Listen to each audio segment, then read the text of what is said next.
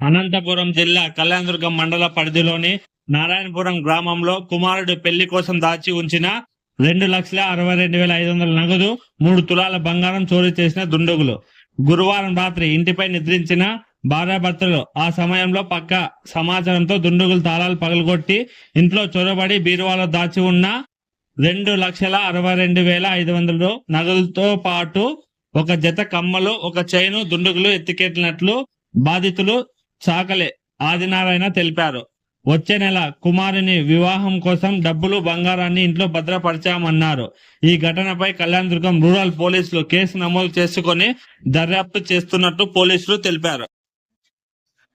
కొడుకు పెళ్లి పెట్టుకోండి, అప్పు తెచ్చుకోండి 2 లక్షలు, అంతా 2,60,000 65,000 హలో.